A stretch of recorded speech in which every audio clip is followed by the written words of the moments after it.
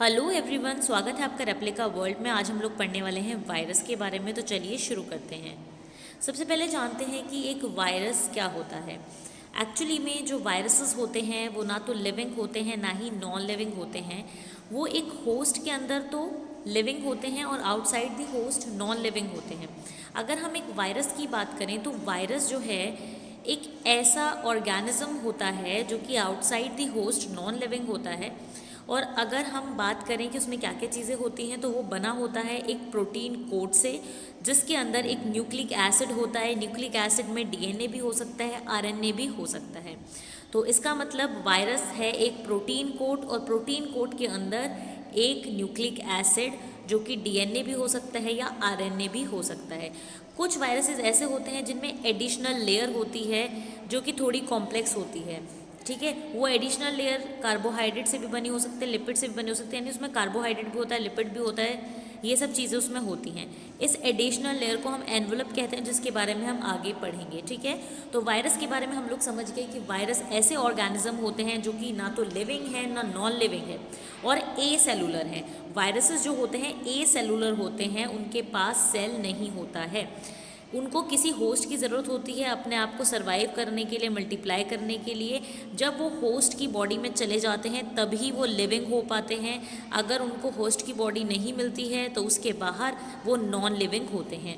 उनके पास दो चीज़ें होती हैं, एक प्रोटीन कोट होती है और उसके अंदर एक न्यूक्लिक एसिड का मॉलिक्यूल होता है। न्यूक्लिक एसिड हमारा डीएनए भी हो सकता है और आरएनए भी हो सकता है। कुछ वायरसेस में जो हमारा प्रोटीन कोट होता है उससे बाहर भी एक लेयर होती है जिसको हम एनवलप कहते हैं। नेक्स्ट हम चलते हैं कि वायरसेस लिविंग सेल से कैसे डिफरेंट होते हैं, क्या रीजंस हैं जिनकी वजह से हम वायरस को लिविंग सेल से डिफरेंट कहते हैं। तो सबसे पहला रीज़न है उनका सिंपल और ए सेलुलर ऑर्गेनाइजेशन, क्योंकि उनका जो ऑर्गेनाइजेशन है वो सिंपल है और ए सेलुलर है। वो सेल कंटेन नहीं करते हैं, उनमें एक भी सेल नहीं होता है। दूसरी बात ये कि या तो उनमें डीएनए होता है या आरएनए होता है, दोनों चीज़ें नहीं होती हैं। अगर दोनों चीज़ें होती तो हम कह सकते थे कि डीएनए से आरएनए बन रहा है, इसका मतलब आरएनए से प्रोटीन बनेगा इसके अंदर, तो इसका मतलब कि ये एक सेलुलर स्ट्रक्चर है। पर ऐसा नहीं होता है, ना तो उनमें प्रोटीन बनता है, मतलब खुद से नहीं बन सकता है, होस्ट की बॉडी में तो वो बना लेते हैं। तो या तो उनके न्यूक्लिक एसिड में डीएनए होगा या फिर आरएनए होगा, दोनों चीज़ें नहीं होगी। ठीक है, और तीसरी चीज़ ये कि उनकी inability to reproduce independent of cells and carry out divisions, यानी कि वो बॉडी के बाहर बिना किसी सेल को कैप्चर करे वो रिप्रोड्यूस नहीं कर सकते, डिवीजन नहीं कर सकते हैं। ठीक है, ये चीज़, इससे हम ये चीज़ समझे कि होस्ट की बॉडी के बाहर वो रिप्रोड्यूस नहीं कर सकते हैं, यानी सेल के बाहर वो रिप्रोड्यूस नहीं कर सकते हैं, डिवीजन नहीं कर सकते हैं, तो इसलिए वो लिविंग सेल से अलग है। अब आप खुद सोचिए, जो एक लिविंग सेल होता है उसको किसी की ज़रूरत नहीं है, वो खुद ही अपने अंदर अपने जेनेटिक मटीरियल को मल्टीप्लाई करा सकता है, अपने आप को खुद मल्टीप्लाई कर सकता है। आपने देखा भी होगा कि जो पुराने सेल्स होते हैं वो डिवाइड करके नए सेल्स बनाते हैं, तो उनके अंदर कैपेबिलिटी होती है डिवाइड करने की। ठीक है, जबकि वायरसेस में कैपेबिलिटी नहीं होती है आउटसाइड दी होस्ट के अंदर जाकर उसकी मशीनरी का यूज़ करके तो वो कर सकते हैं डिवाइड, पर वो इंडिपेंडेंटली डिवाइड नहीं कर सकते, रिप्रोड्यूस नहीं कर सकते, और यही चीज़ उन्हें लिविंग सेल से अलग बनाती है। ठीक है, चलते हैं नेक्स्ट चीज़ पर, जो कि है स्ट्रक्चर ऑफ वायरस, की वायरस का स्ट्रक्चर कैसा होता है। तो ये चीज़ हम ऑलरेडी डिस्कस कर चुके हैं कि वायरस में दो इंपॉर्टेंट चीज़ें होती है, एक होता है उसका प्रोटीन कोड और प्रोटीन कोड के अंदर पाया जाने वाला न्यूक्लिक एसिड। इसलिए हम लोग कहते हैं कि जो वायरसेस होते हैं वो न्यूक्लियोकैप्सिड के अराउंड डिज़ाइन होते हैं। ठीक है, किसके अराउंड डिज़ाइन होते हैं? न्यूक्लियोकैप्सिड के। इसका मतलब एक हमारी कैप्सिड होती है, यानी प्रोटीन कोड को हम कैप्सिड कहते हैं। तो वायरस के पास एक प्रोटीन कोड होता है जिसको कैप्सिड कहा जाता है, उसके अंदर एक न्यूक्लिक एसिड होता है जिसको हम या तो डीएनए कह सकते हैं, आरएनए, क्योंकि जिसमें डीएनए होगा उसको डीएनए कहेंगे उसके न्यूक्लिक एसिड को, जिसके अंदर आरएनए होगा उसको हम आरएनए कहेंगे। कहने का मतलब ये है, जो वायरसेस होते हैं वो डीएनए कंटेनिंग भी हो सकते हैं, आरएनए कंटेनिंग भी हो सकते हैं, और इसके बेसिस पे हम वायरसेस को क्लासीफाई भी करते हैं, डीएनए वायरसेस, आरएनए वायरसेस, जो कि हम फर्दर लेक्चर्स में पढ़ेंगे। कुछ वायरसेस ऐसे भी होते हैं जिनमें एक आउटर कोट भी होती है कैप्सिड के ऊपर, जिसको हम एनवलप कहते हैं। ठीक है, अब चलते हैं नेक्स्ट पर। एनवलप्ड वायरस जो होते हैं वो कौन से होते हैं? जिनके पास कैप्सिड के बाहर भी एक लेयर होती है, उनको हम एनवलप्ड वायरस कहते हैं। कुछ ऐसे वायरस होते हैं जिनके ऊपर एनवलप लेयर नहीं होती है, खाली प्रोटीन कोट होता है, ठीक है, उनको हम नेकेड वायरस कहते हैं। ठीक है, जिनके पास एनवलप नहीं है उनको हम नेकेड वायरस कहते हैं।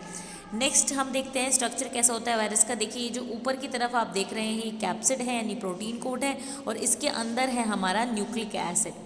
ठीक है, दूसरे वाला आप देख रहे हैं ये एक एनवलप्ड वायरस है, तो बाहर की तरफ इसमें एनवलप है, उसके अंदर इसके पास प्रोटीन कोड यानी कैप्सिड है, और उसके अंदर है इसका न्यूक्लिक एसिड। ठीक है, तो इस तरीके से ये सिंपलेस्ट स्ट्रक्चर होता है वायरस का, पर ज़रूरी नहीं है कि सारे वायरसेस इसी तरीके के दिखते हो। वायरस की अलग अलग शेप होती है जो कि हम फर्दर लेक्चर्स में पढ़ेंगे। चलते हैं हम नेक्स्ट टॉपिक पर जो कि है वायरस और विरियॉन का साइज़, यानी वायरस या फिर विरियॉन का साइज़ कितना होता है। अब आप सोचेंगे वायरस तो हमें पता है, विरियॉन क्या है। एक्चुअली में हमें पता है कि जो वायरस होता है वो दो तरीके से पाया जा सकता है, या तो बॉडी के बाहर होस्ट की, या फिर बॉडी के अंदर, है ना, या तो सेल के अंदर या फिर सेल के बाहर। तो अगर सेल के अंदर होगा तो उसको क्या कहेंगे, इंट्रा सेलुलर। सेल के बाहर होगा तो उसको क्या कहेंगे, एक्स्ट्रा सेलुलर। ठीक है, तो विरियॉन के बारे में समझते हैं। विरियॉन क्या है, विरियॉन एक कंप्लीट वायरस का पार्टिकल है जिसमें एक प्रोटीन कोट होती है और एक न्यूक्लिक एसिड होता है, जो कि एक्स्ट्रा सेलुलर होता है और इन्फेक्शियस होता है फॉर्म में। इसको हम विरियॉन कहते हैं। यानी कि किसी भी सेल के बाहर वायरस जो है पूरे तरीके से कंप्लीट होता है ना, उसमें प्रोटीन कोड भी होता है, उसके अंदर न्यूक्लिक एसिड भी होता है। तो वो जो बाहर वाला फॉर्म है, एक्स्ट्रा सेलुलर फॉर्म है, जो कि बिल्कुल कंप्लीट है और इन्फेक्शियस है, उसको हम विरियॉन कहते हैं। ठीक है, तो वायरस का एक फॉर्म है विरियॉन, एक्स्ट्रा सेलुलर फॉर्म वायरस का विरियॉन है। अब साइज़ की बात करते हैं कि साइज़ क्या होता है। तो विरियॉन या वायरस का जो साइज़ होता है वो रेंज करता है फ्रॉम अबाउट 10 to 400 नैनोमीटर, यानी 10 नैनोमीटर जितने छोटे से लेके 400 नैनोमीटर जितने बड़े हो सकते हैं हमारे वायरस। ठीक है, ये हम बात कर रहे हैं डायामीटर की। अब अगर हम बात करें स्मॉलेस्ट वायरस की, तो स्मॉलेस्ट वायरस होता है हमारा पिकॉर्ना वायरस, और लार्जेस्ट वायरस होता है स्मॉल पॉक्स वायरस। इसका नाम ज़रूर स्मॉल पॉक्स वायरस है, पर ये लार्जेस्ट वायरस होता है स्मॉल पॉक्स वायरस। तो ये हमारी बात होती है साइज़ की। तो इस तरीके से हमने डिस्कस किया बच्चों वायरस का इंट्रोडक्शन, कि वायरस क्या होता है, किस तरीके से बना होता है, क्या इसका स्ट्रक्चर होता है। फर्दर लेक्चर्स में हम वायरस के बारे में डिटेल में पढ़ेंगे, जिसमें हम नेक्स्ट लेक्चर में पढ़ेंगे कैप्सिड के बारे में डिटेल में। उसके बाद अगले लेक्चर्स में हम एनवलप के बारे में, देन हम न्यूक्लिक एसिड के बारे में पढ़ेंगे और फर्दर टॉपिक्स को भी कवर करेंगे। तो आज के लिए सिर्फ इतना ही। अगर आपको वीडियो अच्छी लगी हो तो लाइक ज़रूर करें, शेयर करें और एप्लीकेबल को सब्सक्राइब करें।